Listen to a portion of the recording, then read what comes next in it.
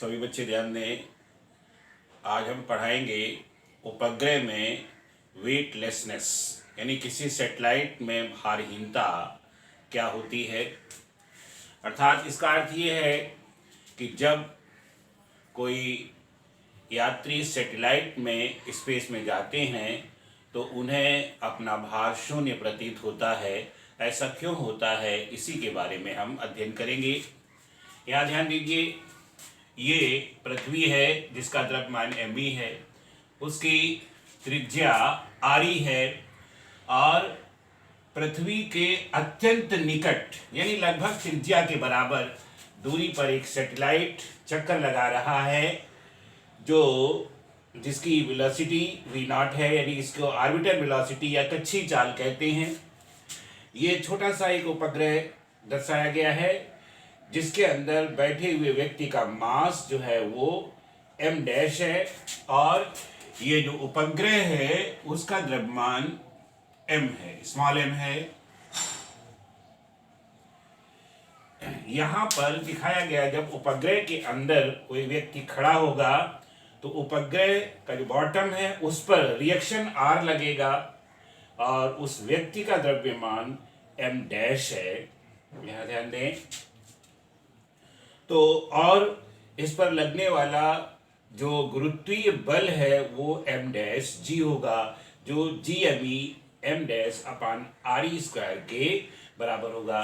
सभी बच्चे ध्यान दें, ये जो डिस्टेंस पृथ्वी के बाहर दिखाई गई है ये फिगर में तो काफ़ी बड़ी दिखाई देती है, परंतु ये अत्यंत कम है, यानी ये अप्रॉक्सीमेट इक्वल टू RE के बराबर ही है। उपग्रह पृथ्वी के अत्यंत निकट चक्कर लगा रहा है। तो अब इधर ध्यान दें, सबसे पहले ये भारहीनता कैसे होती है।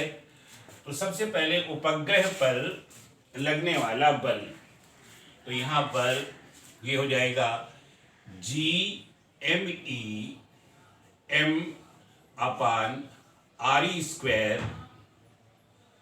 ये बल कार्य कर रहा है, ग्रेविटेशनल फोर्स, और ये फोर्स बराबर हो जाएगा, उपग्रह जब घूमता है तो उसमें सेंटीपेटल फोर्स लगता है, तो सेंटीपेटल फोर्स हो जाएगा mv0 स्क्वायर अपान RE।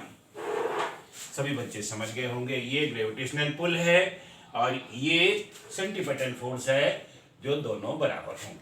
अब यहाँ पर हम यहाँ पर ये m इस m से कैंसिल हो जाएगा, तो ये आ जाएगा R GME upon RE square is equal to v0 square upon RE। Equation number 1। अब हम विचार करेंगे कि उपग्रह के अंदर जो व्यक्ति बैठा हुआ है उसका मास जो है m डैश और रिएक्शन R है, तो जो इस पर ग्रेविटेशनल पुल लगेगा रिएक्शन उसके विपरीत होगा। क्यों? जहाँ हम खड़े होते हैं तो हमारा भार जो है वो पृथ्वी के ठीक केंद्र की ओर होता है और उसका बेस का रिएक्शन उसके विपरीत होता है। तो यहाँ ये रिएक्शन विपरीत है और ये भार m डैश g जो है वो मतलब पृथ्वी के केंद्र की ओर है। तो इस स्थिति में यही इक्वेशन किस प्रकार बनेगी, यहाँ पर सबसे पहले if m dash is the mass of a man inside the satellite and ये तो इसका मास हो गया, एंड रिएक्शन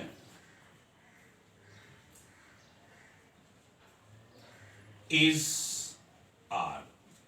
तो ये इक्वेशन फिर बनेगी therefore GME m dash upon RE square is minus R is equal, यानी इस ग्रेविटेशनल पुल में रिएक्शन माइनस हो जाएगा और ये हो जाएगा m dash v0 square upon RE। अब यहाँ पर दोनों ओर से यानी इसमें एम डैश कॉमन लेकर बाहर निकाल दिए तो ये हो जाएगा R G M E upon R E square is equal to, not equal to, minus R upon M dash is equal to यहाँ v naught square upon R E. ये इक्वेशन नंबर 2 है। अब putting the value of v naught square upon re है ना, from equation 1 to equation 2, यानी 1 से इसकी value 2 में रख दें तो क्या हो जाएगा, देयरफॉर यहाँ पर G M E upon R E square minus R E, not R E, R upon M dash is equal to, इसकी जगह ये इसकी जगह पर रखेंगे तो यहाँ आ जाएगा G M E upon R E. ये इक्वेशन बनती है।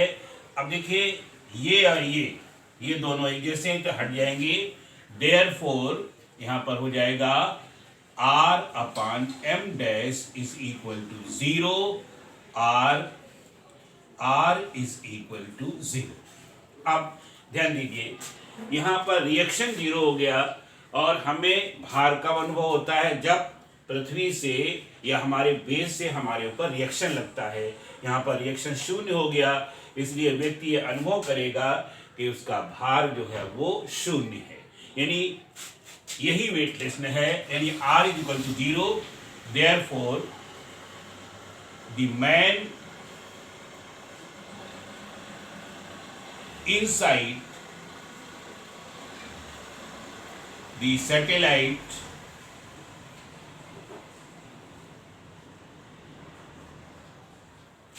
feels weightlessness,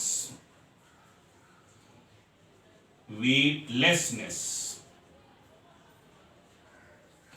अब सभी बच्चे ध्यान दें, वेटलेसनेस का मतलब है अगर उपग्रह के अंदर स्प्रिंग बैलेंस लगा हो और उसके अंदर कोई वस्तु रखी जाए, कोई लटकाई जाए, तो उसका भार चाहे कुछ भी हो, यानी मास चाहे कुछ भी हो, परंतु स्प्रिंग बैलेंस की रीडिंग जो है वो 0 आ जाएगी।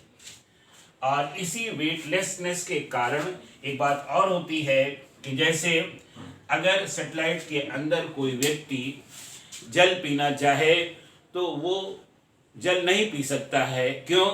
जल में भी वेटलेसनेस होगी, यानी उसका भार 0 होगा। अगर पीने की कोशिश करेगा तो जल उसके मुंह में न जाकर इधर उधर फैल जाएगा। इसीलिए जो